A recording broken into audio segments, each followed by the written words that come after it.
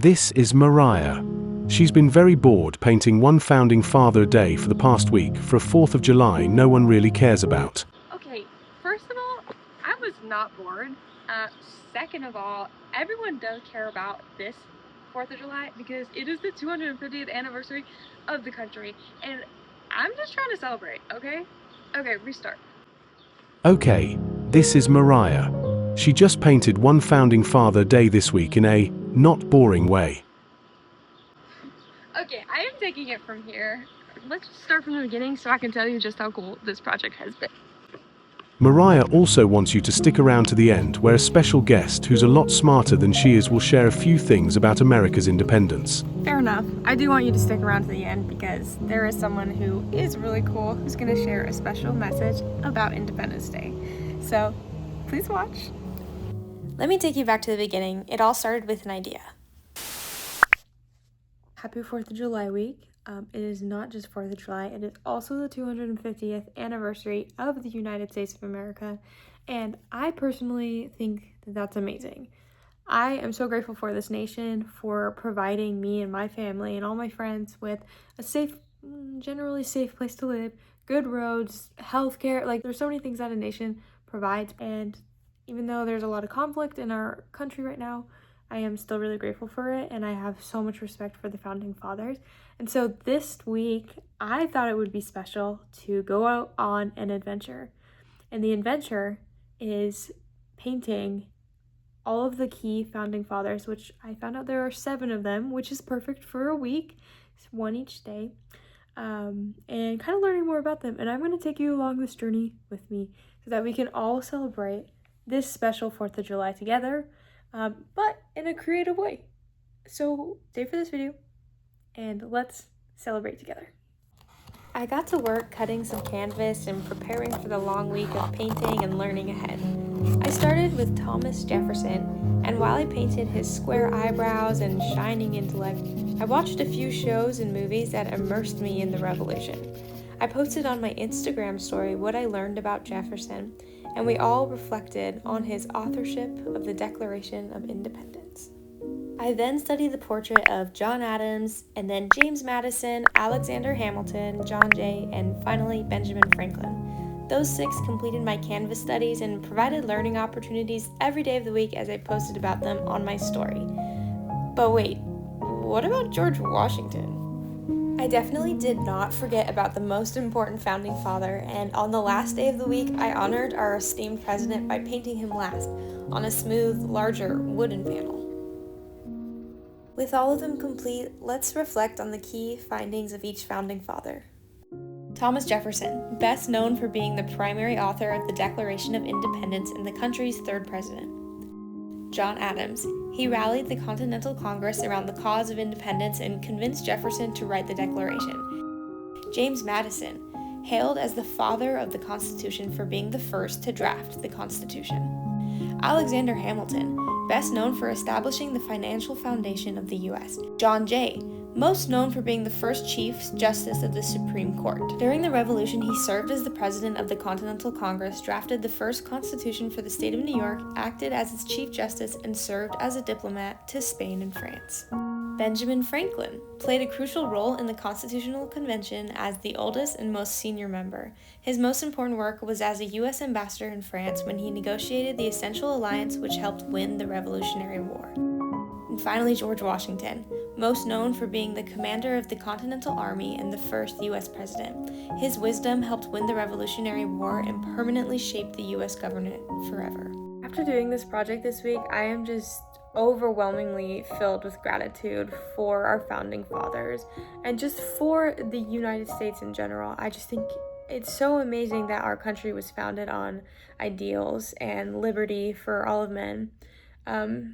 What the founding fathers did for the country is just beyond anything that had ever been done before.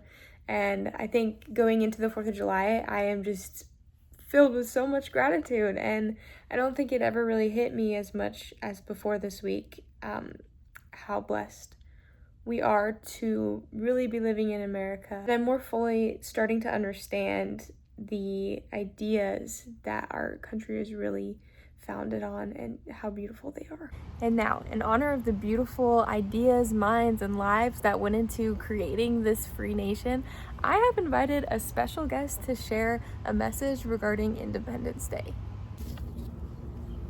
I am so happy to introduce Brian Higgins, who is a U.S. history teacher teaching at Forest Park High School in Woodbridge, Virginia. He also happens to be my brother-in-law. Let's all listen to what he wants us to remember on this special 4th of July.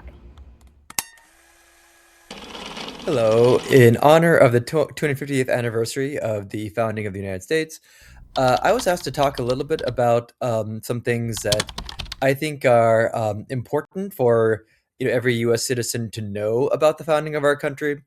And the thing that I think a lot of Americans kind of get confused sometimes is just about the writing of the Declaration of Independence and then the writing of the Constitution, and how those are actually different things at actually different times. So, on July 4th, 1776, which is the date we all know, that's the date we formally declare independence against Great Britain, right? That's when we get the Declaration of Independence that talks about inalienable rights and those kind of things.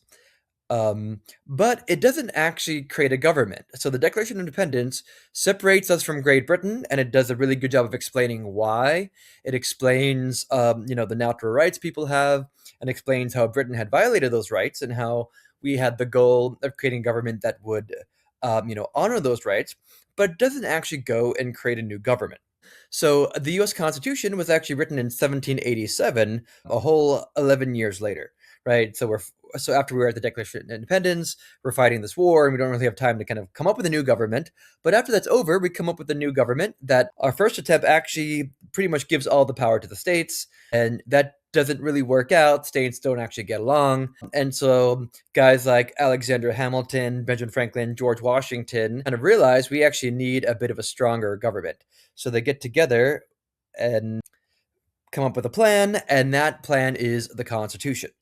And so the Constitution creates 3 separate branches of government and creates the government that we all know and love. And we think of this almost as an inevitable thing, right? That, of course, they would write this Constitution, but there was actually a lot of opposition within this time period. That actually some of the really important founding fathers, guys like Patrick Henry, actually opposed the Constitution because they thought the Constitution would actually lead to tyranny, right? Which is, again, kind of interesting to us today, where we think of the Constitution as being this ironclad document that preserves all of our rights and freedoms, but it actually, first off, didn't really do that. The Bill of Rights wasn't created for another 2 to 4 years, and people were just afraid that it would create this tyranny. And so I think it's important to remember these things because it shows that the framers of the Constitution, the founding fathers, didn't get things right the first time.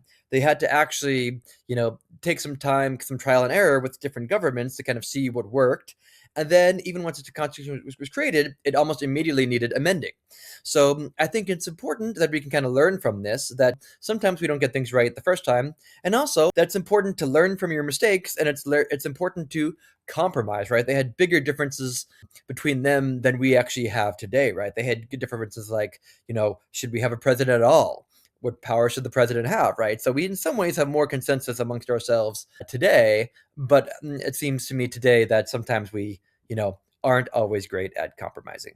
They had some pretty big fundamental differences, but they were able to kind of hash it out, work it out, compromise, come up with, a Bill of Rights and those kind of things.